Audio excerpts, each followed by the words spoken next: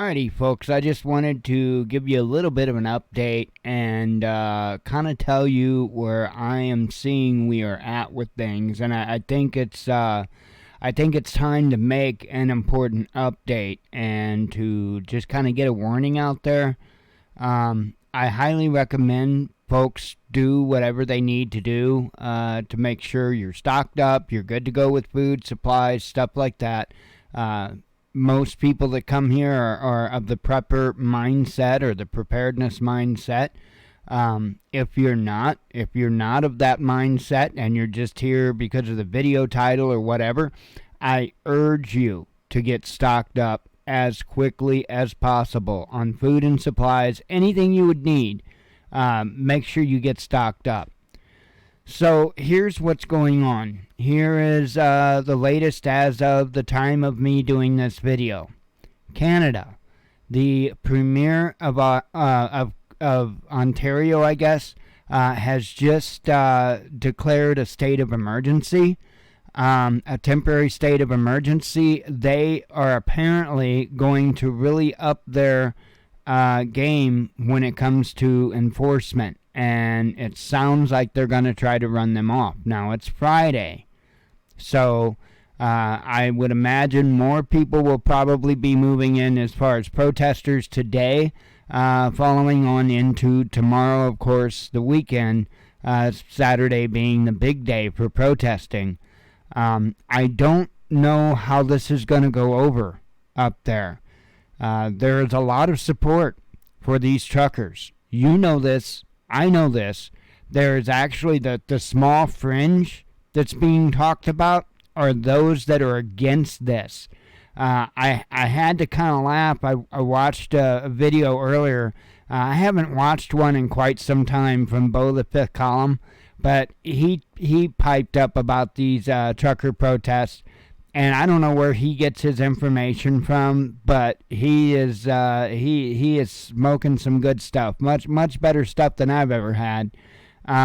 Anyway, no, Bo, that's not what's going on up there. There's not a sovereign citizen movement going on behind the scenes and all of that. Who do you work for, brother? Who do you work for? So anyway. They took down Pat King's Facebook page. They unpublished his Facebook page. He is currently using Instagram to get out communication.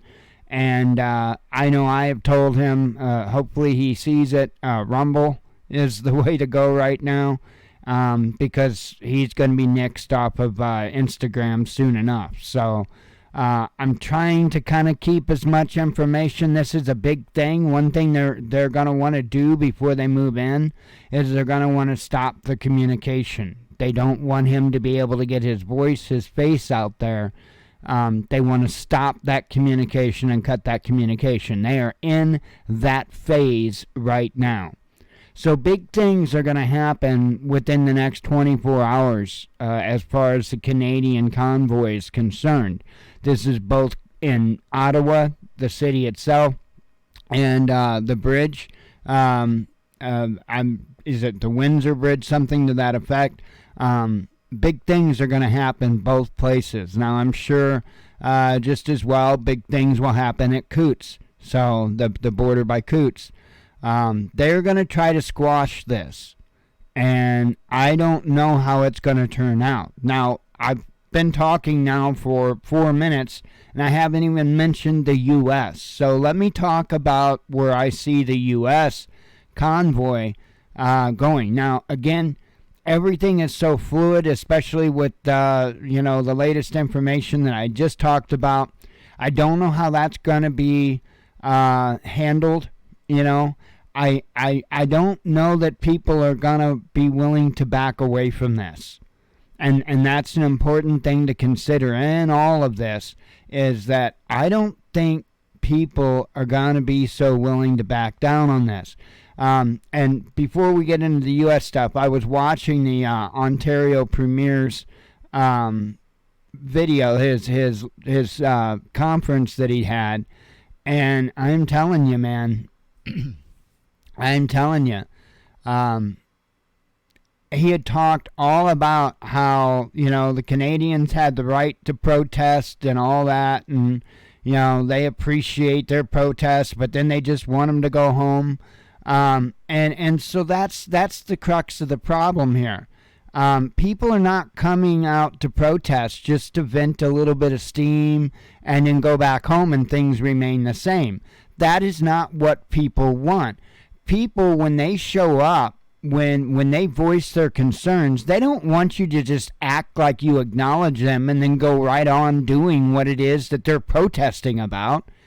That's the problem. And how can you expect them to go home if you're not actually addressing their grievances, right? And we've got the same thing here, and the same thing pretty much everywhere around the world right now. The governments are completely authoritarian, and they're just out of control. So again, let me try to rein it back in. I'm going to do my best. We'll start talking about the U.S. The U.S. groups, from everything that I can see up to this point, is a shit show. Plain and simple. Now, this may not be a disadvantage. In fact, I think in our particular case, at this particular point in time, this is the biggest plus we have on our side. Because we've got a bunch of groups that some of them obviously have no idea what they're doing. And they're just that's just it. They're just going off. They're doing their own thing. It's a big chaotic mess. Now, it would be really easy for our government to snuff out a single or maybe even a couple larger movements. They do it all the time. That's nothing. But for a bunch of splinter groups, a bunch of different Americans that know the better way to do it, just splintering off and doing their own thing with maybe a few thousand of their own followers. You see what I'm saying here? If there's a ton of those, it's going to be a hard deal to squash all those little bugs. Okay? So, that may actually work out to an advantage. Now, again, it doesn't, nothing I'm talking about matters if you don't have food to eat. If you don't have the supplies you need to get by.